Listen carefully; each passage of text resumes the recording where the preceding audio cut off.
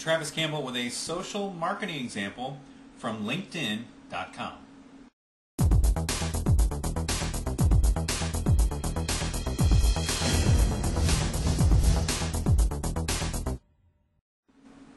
Travis Campbell here, and I'm glad you're watching this video because I think I have an interesting example of using social media to really get good answers to questions that you may not have answers for.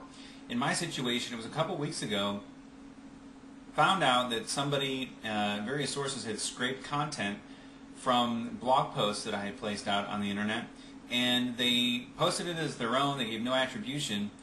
Essentially, they plagiarized, and what made the situation worse is that they had links that were referenced in the article from my original post that didn't properly render the link in their post. Must have been a bot or something.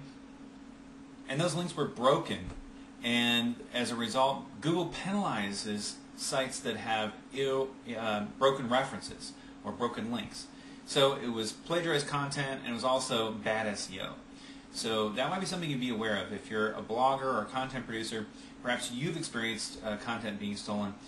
So what I ended up doing was going out to LinkedIn. I went out to Twitter as well.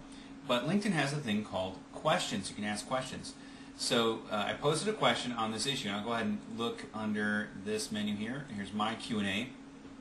And here's the question. Attention bloggers. Plagiarism. What do you do when finding your content posted on other sites without your permission?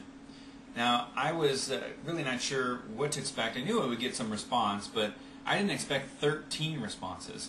And there were some really good responses. None of them were bad. They were valuable content. And this is how, this is an example of the power, the sheer power of a social network. Because everybody that submits an answer is putting their credibility on the line in a sense. Everybody here has a profile that's showing up on this link for their answer. So each answer has a person that's tied to it. But many of these answers were incredible answers. And then I have to go in and say, hey, these are all good answers, and then pick a best one. It was not easy to do. And so if you're one of the people that responded to this question, first of all, thank you. Thank you for taking time. Thank you for sharing your expertise. Many of you included links and other resources, and you can go ahead and check it out. You can just search if you have a LinkedIn account. Actually, if we're connected, you can go to my profile and see the questions that I've asked. But I'd strongly encourage you to think about how you can apply what I learned in this to your own situation. Do you have questions that you come across? Questions that you don't have answers for, you just need help.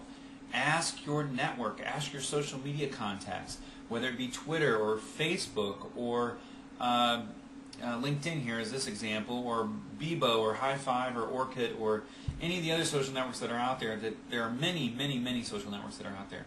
But leverage the power of that network to get solid answers. It's that concept called the wisdom of crowds. There's always going to be a better answer in a group decision than an individual decision, and I benefited greatly. The net of it was I contacted one particular source through Twitter. Actually, I picked him up on the phone, let him know I was going to respond on Twitter, and he promised to have it down within 24 hours. It was down in 20 minutes, and I wasn't trying to pressure him or make him, force him to do anything, but it just shows you the power of a social network to encourage people to respond quickly. So again, you can go out and participate on questions that are asked. I have done that as well, and I'll show you here under my Q&A. You can go over to my answers, and you can see the answers that I've provided. You can search all kinds of questions or answers, and go out and participate in what's going on in the community, and all these different categories you can browse for your area of expertise. And then what happens is, in my case, I got additional connections requests as a result of posting this question for some of these people. Thank you for watching this video. This is Travis Campbell with another case study using LinkedIn and social networks to get your questions answered. I look forward to speaking with you next time in the next video.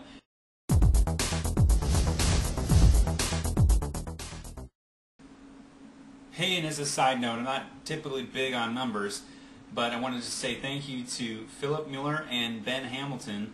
If you look here on my public profile, they are going to be my 499 and 500th connection. So I want to just say thank you. Glad to connect with you here. And I'll go ahead and accept for Philip.